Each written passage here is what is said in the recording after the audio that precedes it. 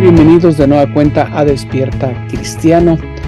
El día de hoy vamos a estar analizando la carta que le enviaron al Papa Francisco antes de que inicie el sínodo. 5 cardenales le han presentado esta carta sobre la dubia. ¿Qué es esto de la dubia? Vamos a analizarla un poquito más y vamos a leer la carta que le enviaron precisamente al Papa en torno al sínodo de la sinodalidad. Y los temas que se van a tratar ahí, muchos de ellos no sabremos cuáles son el desarrollo como la conclusión, porque herméticamente tendrán como, vamos a decir, cerrado, o solamente publicarán a los medios de comunicación es lo que ellos quieren del sínodo de la sinodalidad. Este sínodo divide más que une. Es decir, no está uniendo a los cristianos. Pero antes de iniciar, vamos a hacerlo con un Padre Nuestro, que estás en el cielo, santificado sea tu nombre, venga a nosotros tu reino, hágase tu voluntad en la tierra como en el cielo. Danos hoy nuestro pan de cada día, perdona nuestras ofensas, como también nosotros perdonamos a los que nos ofenden. No nos dejes caer en tentación y líbranos del mal. Ave María, gratia plena, Dominus tecum, benedicta tu in mulieribus, et benedictus fructus ventris tui, Iesus. Sancta Maria, Mater Dei, ora pro nobis peccatoribus, nunc et in hora mortis nostre. Amén. Y de esta manera, pues, iniciamos el tema. 5 cardenales presentan varias dubias al Papa antes del inicio del sínodo de la sinodalidad. Y como venía diciéndolo, bueno, pues está dividiendo más que lo que debería de hacer, unir. Pero antes que nada, pues quiero invitarlos para que hagan sus comentarios, like, así como también que pueda distribuir este video y tenga la mayor parte o la mayor posible nuestros hermanos cristianos católicos la información y también los comentarios al respecto sobre este tema tan importante previo al sínodo de la sinodalidad. Así que vamos en rápidamente. Resulta que los cardenales Brandmüller, Berkey, Sandoval, ¿sí? Mexicano, y el cardenal Roberto Sara indican que presentaron 5 preguntas llamadas en latín dubia el 21 de agosto, solicitando claridad en temas relacionados con la doctrina de la Iglesia. Por ejemplo, la bendición de uniones del mismo sexo, la autoridad del sínodo sobre la sinodalidad, la ordenación de mujeres y la absolución sacramental. Esas fueron las preguntas, las dudas que presentaron los cardenales. El cardenal Sandoval es Juan Sandoval Íñiguez, cardenal emérito de la Arquidiócesis de Guadalajara, Jalisco. Las dudas son preguntas formales presentadas ante el Papa y el Discaterio de la Doctrina de la Fe, con el objetivo de obtener una respuesta de sí o no. O sea, no hay explicación, no hay más. Sí o no, sin algún argumento teológico. La palabra dubia es una palabra que viene del latín dubium, que significa duda. Por lo general son planteadas por cardenales u otros miembros del alto rango de la Iglesia y tienen como objetivo buscar aclaraciones sobre cuestiones de doctrina o enseñanza de la Iglesia.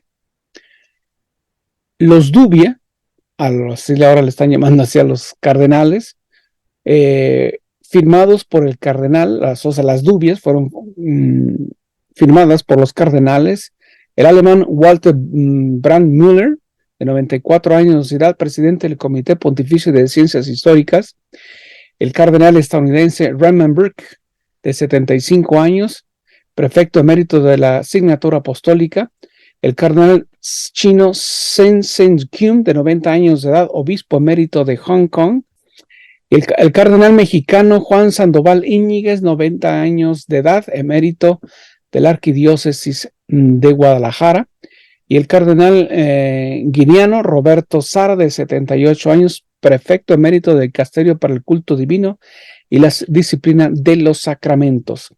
Ellos 5 han presentado estas dubias al Papa durante lo que fue el periodo del verano.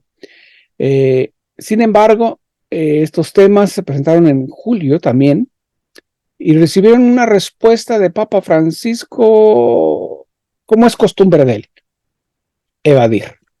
Nunca enfrentarlos, hablar o aclarar. Pero dijeron que el Papa respondió con respuestas amplias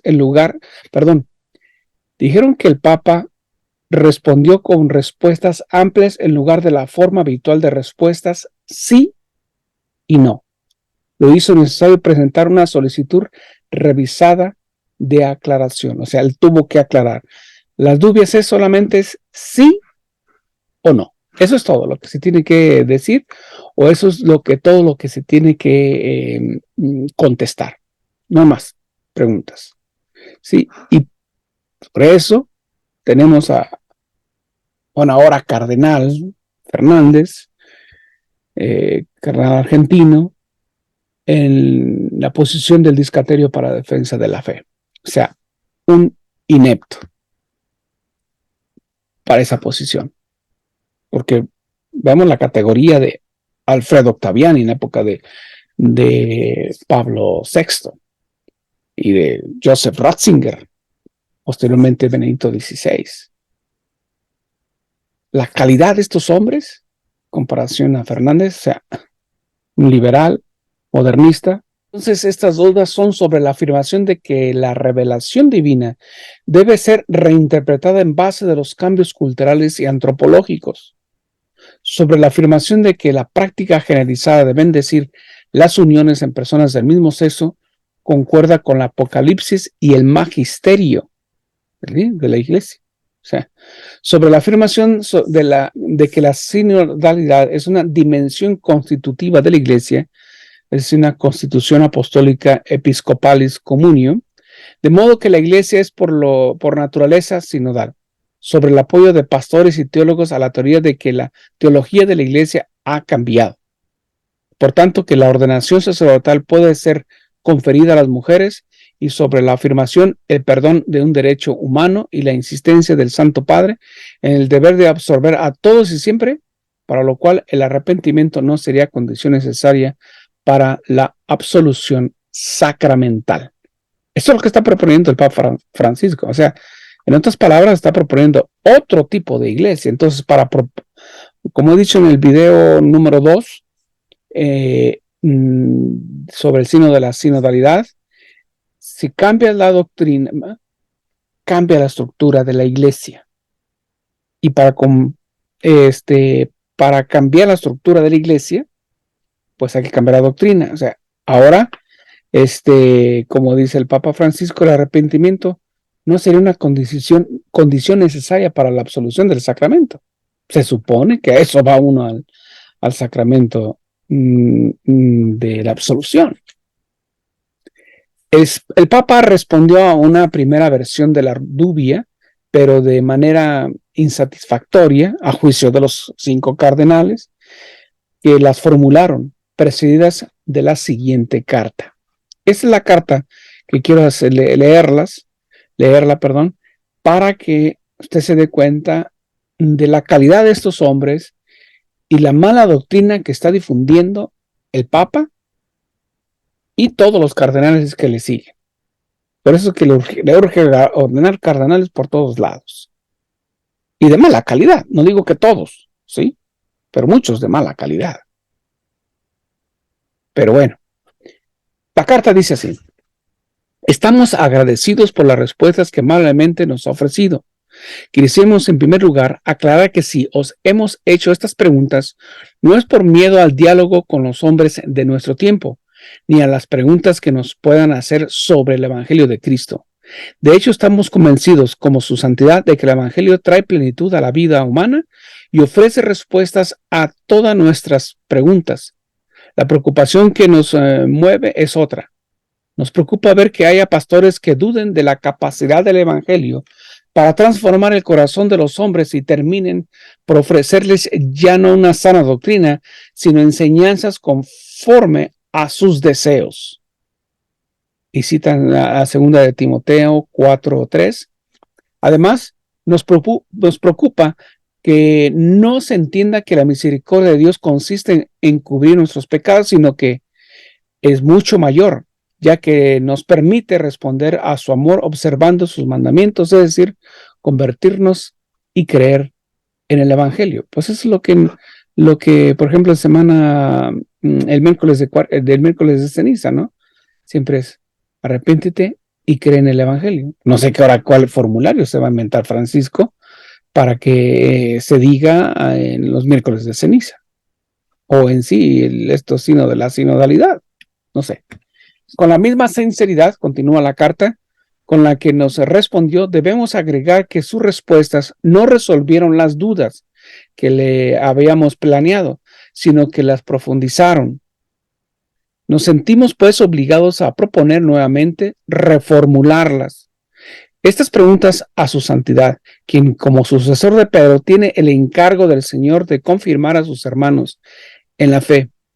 Esto es tanto más urgente en vista del próximo sínodo, que muchos quieren utilizar para negar la doctrina católica sobre las mismas cuestiones que preocupan a nuestra dubia. Por lo tanto, volvemos a proponer nuestras preguntas para que puedan responder con un simple sí o no. No hay vuelta de hoja. No hay explicación, no hay nada. Vamos al punto número 1 que pone aquí los cardenales. Son 5 puntos. Dice, 1. Su santidad insiste en que la iglesia puede profundizar su comprensión del depósito de la fe. Eso es en realidad lo que enseña el Dei Verbum, número 8, y pertenece a la doctrina católica. Sin embargo, su respuesta no refleja nuestra preocupación. Muchos cristianos, incluidos pastores y teólogos, sostienen hoy que los cambios culturales y antropológicos de nuestro tiempo deberían llevar a la Iglesia a enseñar lo contrario de lo que siempre ha enseñado. Se trata de cuestiones esenciales, no secundarias, para nuestra salvación, como la confesión de la fe, las condiciones subjetivas para acceder a los sacramentos y la observación de la ley moral. Por eso queremos reformular nuestro dubium, o sea, nuestras dudas. ¿Es posible que la Iglesia hoy enseñe doctrinas contrarias a las que enseñaba anteriormente en materia de fe y moral? Tanto que por el Papa ex cátedra, como en las definiciones de un concilio económico y en el magisterio universal ordinario de los obispos dispersos por el mundo, citan a Dei Verbum. Es una pregunta que se formula al final de esta primera interrogación o duda. Lo vuelvo a repetir la pregunta. ¿Es posible que la Iglesia hoy enseñe doctrinas contrarias a las que enseñaba anteriormente en materia de fe y moral, tanto por el Papa ex cátedra como en las definiciones de un concilio ecuménico y el magisterio universal ordinario de los obispos dispersos por el mundo? Y cita a Lumen Gentium, un documento del Concilio Vaticano II. Punto número 2. Su santidad insistió en que no puede haber confusión entre el matrimonio y otros tipos de uniones de naturaleza sexual y que, por tanto, debe evitarse cualquier rito o bendición sacramental de las parejas homosexuales que dé lugar a tal confusión. Nuestra preocupación, sin embargo, es otra. Nos preocupa que la bendición de las parejas homosexuales pueda crear confusión en cualquier caso, no solo porque podría hacerlas parecer similares al matrimonio, sino también porque los actos sexuales serían prácticamente presentados como un bien, o al menos como el bien posible que Dios pide a las personas en su camino hacia Él. Reformulamos entonces nuestra duda. Viene entonces la pregunta. ¿Es posible que en algunas circunstancias un pastor pueda bendecir las uniones entre personas homosexuales, implicando así el comportamiento homosexual como tal no sería contrario a la ley de Dios y el camino de la persona hacia Dios? Ligado a este dubium, o sea, esta duda, es necesario plantear otra. Sigue siendo válida la enseñanza sostenida por el Magisterio Universal Ordinario, según lo cual todo acto sexual fuera del matrimonio, y en particular los actos homosexuales, constituyen un pecado objetivamente grave contra la ley de Dios, independientemente de las circunstancias en las que se realice y de la intención en las que se hace. O sea, otra vez, replantea otra vez los 5 cardenales. Quiero hacer énfasis nuevamente en esta pregunta. ¿Sigue siendo válida la enseñanza sostenida por el magisterio ordinario, según lo cual todo acto sexual fuera del matrimonio, y en particular los actos homosexuales, constituyen un pecado objetivamente grave contra la ley de Dios, independientemente de las circunstancias en las que se realice y de la intención en la que se realice? Es una pregunta, es una duda que los cardenales están presentando. Punto número 3. Ha insistido su santidad en que existe una dimensión sinodal de la Iglesia, en la que todos, incluidos los fieles laicos, están llamados a participar y hacer oír su voz. Nuestra dificultad, sin embargo, es otra. Hoy, el futuro sínodo sobre la sinodalidad se presenta así, aquí. Hoy, el futuro sínodo sobre la sinodalidad se presenta como si, en comunión con el Papa, presentara la autoridad suprema de la Iglesia. O sea, el sínodo se presentaría como la autoridad suprema y ya no el Papa. Así es como lo están planteando en el sínodo de la sinodalidad y lo está planteando Francisco. Sin embargo, el sínodo de los obispos es un órgano consultativo del Papa. No representa al colegio episcopal, no puede resolver las cuestiones tratadas en él, ni emitir decretos sobre ellas, a menos que en casos específicos el romano pontífice, a quien corresponde de ratificar las decisiones del sínodo, le haya concedido expresamente facultad deliberativa. Hecho esto de acuerdo con documentación, con el derecho canónico 343, perdón. Permitámonos, pues, continúa el punto número 3, reformular nuestro dubium, o sea, nuestra pregunta, o nuestra duda, perdón. El sínodo de los obispos, esta es pregunta, el sínodo de los obispos que se celebrará en Roma y que incluye solo una representación selecta de pastores y fieles, ejercerá en las cuestiones doctrinales o pastorales sobre las que será llamada expresamente la suma autoridad de la Iglesia, que pertenece exclusivamente al romano pontífice y compite o sea, al colegio episcopal. Esto está decretado, puesto en el derecho canónico 336. Esto es lo que dice el 336. El colegio episcopal, cuyo cabeza es el sumo pontífice y de cual son miembros los obispos, en virtud de la consagración sacramental y de la comunión jerárquica con la cabeza y miembros del colegio, y con el que continuamente persevera el cuerpo apostólico, es también en unión con su cabeza y nunca sin esa cabeza sujeto a la potestad suprema y plena sobre toda la Iglesia. O sea que lo que quiere hacer el Papa Francisco es que el sínodo de la sinodalidad tenga la autoridad o la suprema autoridad de la Iglesia. Con esto, el Papa Francisco está pisoteando el derecho canónico, es decir, las mismas reglas que hay en el derecho canónico, y tiene el pleno conocimiento en el número 336. ¿Sí? Entonces, y Papa Francisco, con el sínodo de la sinodalidad, quiere revertir, ¿sí?, esa autoridad, que será la suprema autoridad de la Iglesia, que sea el sínodo de la sinodalidad. O sea, Esto no está bien, ni lógica tiene, ni siquiera lógica. Y está documentado por algo por ahí ocurrió en siglos anteriores, o alguien visionó que podría ocurrir esto en el siglo XXI, y por eso lo pusieron como documento. Punto número 4.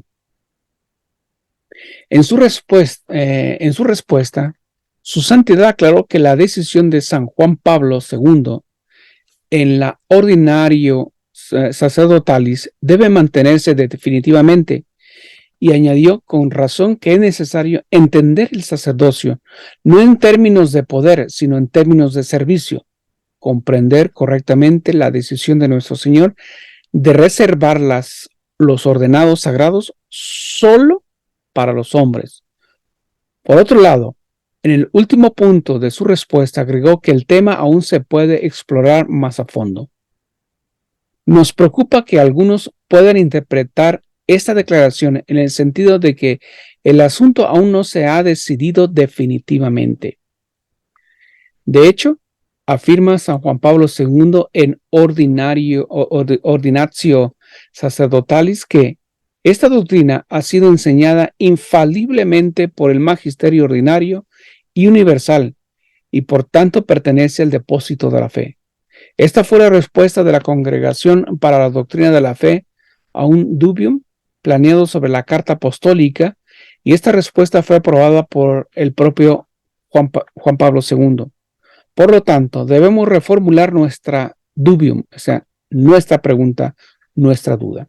Y esta es: ¿la Iglesia podría en el futuro tener el poder de conferir la ordenación sacerdotal a las mujeres, contradiciendo así que la reserva exclusiva de este sacramento a los varones bautizados pertenece a la sustancia misma del sacramento del orden?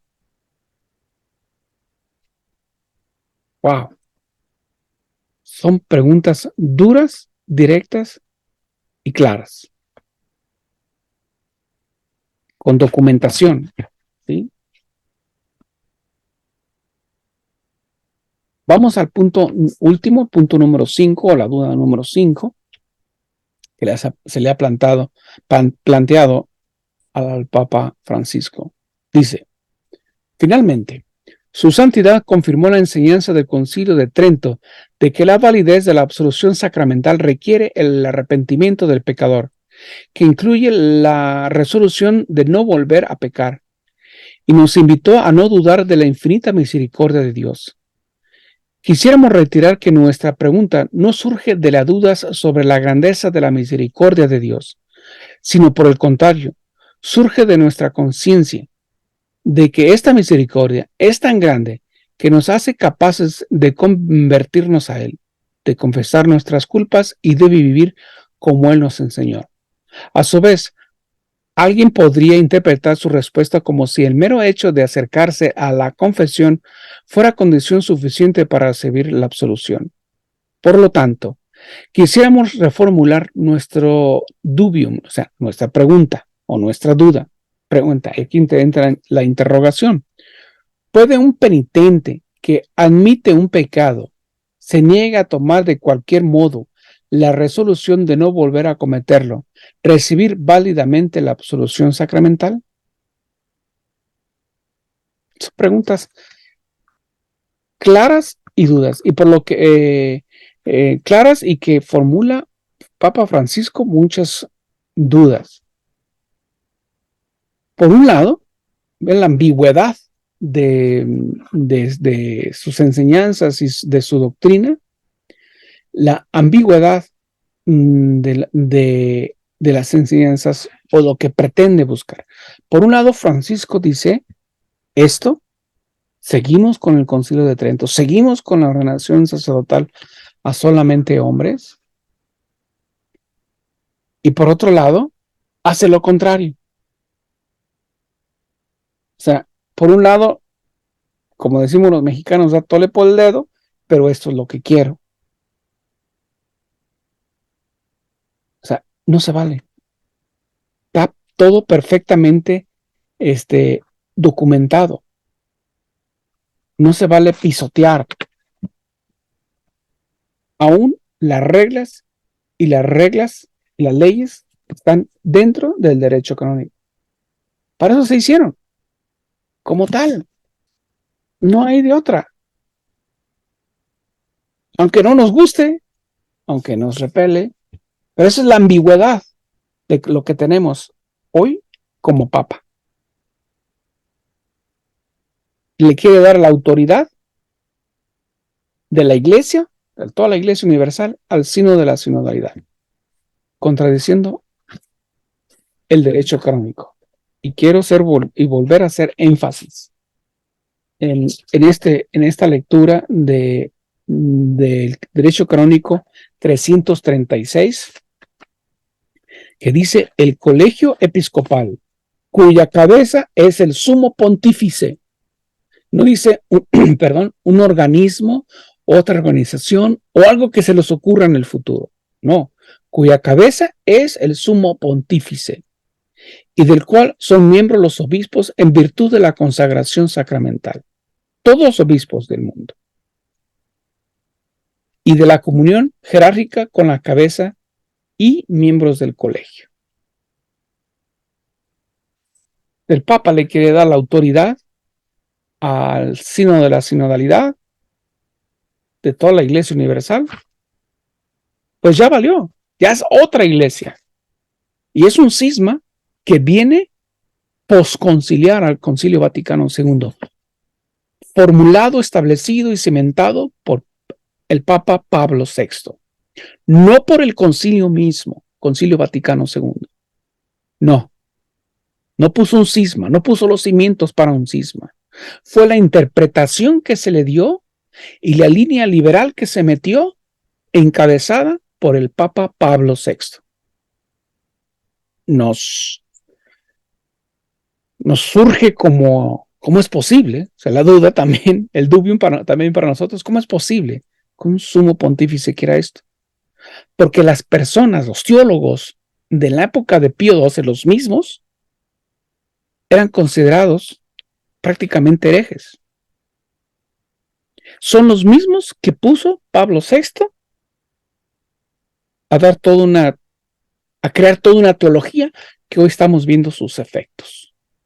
Y que el Papa Francisco está pisoteando todos estos documentos y otros tantos más con el objetivo de seguir con este cisma. El cisma está hecho, ya está realizado y viene realizándose a lo largo de las décadas. Solamente ya está saliendo como el volcán a la superficie y explotar en grande. No sabemos a dónde va a parar todo esto. Y tenemos a uno que se supone que debe defendernos en la fe, tanto hacia el exterior como en el interior, al cardenal Fernández, que sigue la misma alineamiento del Papa Francisco. O sea, no tenemos quien nos defienda, salvo estos cardenales, 5 cardenales, que se han atrevido directamente a hablar, a levantar la voz sobre planteamientos de duda. Y que para Francisco simplemente debe contestar sí o no. Y contesta de una forma muy ambigua, dando explicaciones por todos lados, pero hace lo contrario. O sea, aquí por sus frutos los conoceréis. Por sus frutos los tenemos que conocer. No sé dónde vamos a parar. Pero bueno, este fue el comentario, la lectura de